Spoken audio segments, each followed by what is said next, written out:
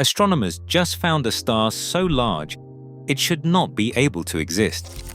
If it replaced our Sun, its surface would extend past the orbit of Saturn, not Jupiter. Saturn. It is called Stephenson 218. It has just become the largest known star in the observable universe. This is what that actually means. The Sun, for all its power, is a modest benchmark in the cosmic scale game. Its diameter stretches about 1.4 million kilometers, and its volume could hold 1.3 million Earths. That means if you could shrink our planet down and start stacking them inside the Sun, you would keep going for over 1 million tries before you ran out of space. Yet even this is just the first rung on the ladder. Betelgeuse, the red supergiant that glows in Orion's shoulder, takes that familiar scale and shatters it. Its surface is so far from its core that if Betelgeuse replaced the Sun, its outer edge would reach out past Mars, past the asteroid belt, and nearly to Jupiter. The numbers are staggering. Betelgeuse's radius is about 887 times that of the Sun, which translates to more than 4 astronomical units. That is 4 times the distance from the Sun to Earth. In our solar system, everything from Mercury to the main asteroid belt would be swallowed whole. Jupiter would skirt the edge, barely escaping the stellar surface. Standing on a hypothetical planet orbiting where Earth is now, the sky would be dominated by Betelgeuse, its red glow filling the heavens and turning day into a perpetual, eerie twilight. The Sun, so vast in our imaginations, would seem almost lost by comparison. And yet, Betelgeuse is not the upper limit. There are objects out there that make even this giant look small. The scale is about to break in ways that are hard to imagine. Stephenson 218 takes the scale and runs wild with it. Its radius, measured at about 10 astronomical units, establishes a new boundary in the solar system, one that dwarfs every familiar distance. Start at the Sun and count outward. Mercury, Venus, and Earth vanish in the blink of an eye.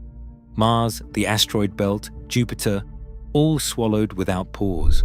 But Stephenson 218 does not stop there. Its surface reaches the orbit of Saturn. That is 1.5 billion kilometers from the Sun, or nearly 1 billion miles. Saturn, with its rings and moons, would be deep inside the star's glowing envelope. Pause on that for a moment. Saturn is not a minor landmark. It is the second largest planet, a world with a day just over 10 hours long, a system with more than 80 moons, and a ring structure so vast it could fit between Earth and the Moon. All of that would be adrift inside the outer layers of Stephenson 218. The numbers are staggering. More than 2,000 times the Sun's radius, a surface that would stretch past every planet we can see with the naked eye. Even Betelgeuse, the red giant that once seemed impossibly large, would be lost somewhere deep inside this new boundary. This is not just a bigger star. It is a star so immense that it threatens to break the very models astronomers use to describe how stars live and die. The question is not how it got this large. The question is what happens when it stops expanding. There is a line in stellar physics that is not supposed to be crossed. It is called the Eddington limit, a theoretical ceiling on how much light a star can pour out before its own radiation pushes against gravity so hard that the outer layers should be blown away. For a red supergiant with about 20 times the Sun's mass, the Eddington limit is roughly 300,000 times the Sun's luminosity. On paper, that is the boundary. Beyond it, the star should unravel, unable to hold itself together. But Stephenson 218 does not seem to care about the paperwork. The most recent models, using its highest estimated distance and measured brightness, place its luminosity near 630,000 times that of the Sun, double the classic Eddington limit for its mass. That is not a rounding error. It is a direct challenge to the physics that is supposed to govern stars. The numbers say the envelope should be flying apart, yet the star is still there, holding on, its surface stretched out to the orbit of Saturn. This is not a gentle overstep. It is a violation that demands an explanation. The rules say no star should shine this brightly and remain whole. But Stephenson 2-18 is doing exactly that. The only way out is through mass loss.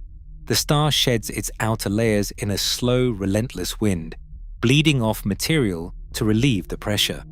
For a brief window, the rules can be bent, and the star can swell to seemingly impossible proportions. But the price is written into the physics. The star is burning through its last reserves, and every year brings it closer to collapse. The outer layers of Stephenson 2-18 are not held in place by gentle gravity, but by a fragile balance between radiation, turbulence, and the slow, relentless escape of matter. Every second, the star loses about 1.3 times 10 to the -5 solar masses, roughly 4 Earths worth of material, carried away in a wind thick with dust. This outflow forms a shroud, dense enough to hide the star from optical view and to inflate the apparent surface far beyond the true edge of the burning core. The envelope, once a stable shell, is now a drifting, unstable frontier. Dust grains condense in the cooling wind, scattering starlight and building a cocoon that both dims and distorts any measurement of size or brightness. The process is not smooth. Shells of gas and dust peel away in pulses, each one a death rattle that signals the star's grip on itself is failing. In the heart of the Stephenson 2 cluster, surrounded by other dying giants, Stephenson 2-18 is in its final act. The swelling, the mass loss, and the thickening wind are symptoms of a star approaching collapse. Its size is not a sign of health, but a warning that the end is near. A star swollen to the orbit of Saturn cannot last. As the core of Stephenson 2-18 burns through its final fuel, gravity and pressure wage a silent war deep inside. The outcome is set. The core will collapse. In a standard red supergiant, that collapse drives a supernova, an explosion unleashing 10 to the 51st power ergs of energy, enough to outshine entire galaxies for weeks. For a brief time, the outer layers are blasted into space, lighting up the dust and gas that shroud the star. But for giants this extreme, the outcome is less certain. If the core is massive enough, or if rapid rotation, or a hidden companion stirs up the interior, the result could be a hypernova, a blast 10 times more powerful, rewriting the chemical history of the region. There is a darker possibility too. If the core's gravity wins outright, the collapse might race past explosion and go straight to a black hole. In that case, the star would simply vanish, leaving only a faint neutrino signature, a silent ending for a cosmic leviathan. Every so often, a collapsing giant produces something rarer, a gamma-ray burst. These are jets of energy so focused that, if aimed at Earth and close enough, they could strip away the ozone layer in seconds. The danger zone is about 8,000 light-years. Stephenson 2-18, at over 18,000 light-years, sits safely outside the lethal cone. Its death, when it comes, will be a spectacle for distant astronomers, not a threat to life here. Yet the energy scale remains staggering, a single event unfolding in the hidden heart of the Milky Way that reminds us how the universe writes its own rules for endings. Light from Stephenson 2-18 began its journey toward us before the first cities rose on Earth. Even at the closest estimated distance, about 9,500 light-years, what we see now is a portrait painted nearly 10 millennia ago. If the star collapsed today, the news would not reach us for generations. The further edge of the uncertainty, 20,000 light-years, stretches the delay to a time before the last ice sheets melted from the northern continents. In cosmic terms, the present is always out of reach. This gap between what is and what can be known is not just a quirk of distance.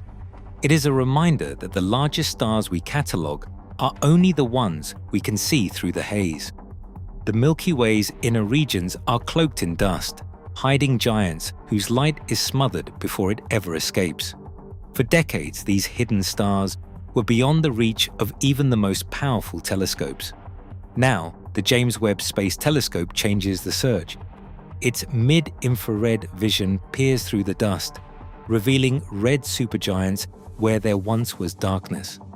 Early results hint at candidates whose swollen envelopes might rival or even surpass Stephenson 218.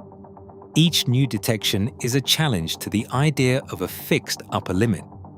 The record for the largest star is not a finish line, but a moving target, one that recedes as our reach extends. The universe, it seems, always keeps something in reserve. In the end, every measurement is a snapshot taken from a moving train. The true boundary of stellar size is not a number etched in stone, but an invitation to look deeper, to ask again, and to accept that the cosmos will always be larger than our models and stranger than our predictions. The universe is not required to be simple. It is only required to be itself. Tonight, a star still swallows the space where our planets would orbit, pressing physics to its limits. Every new measurement could redraw the boundary of what stars can become. The question isn't how it got this large. It's what happens when it stops expanding.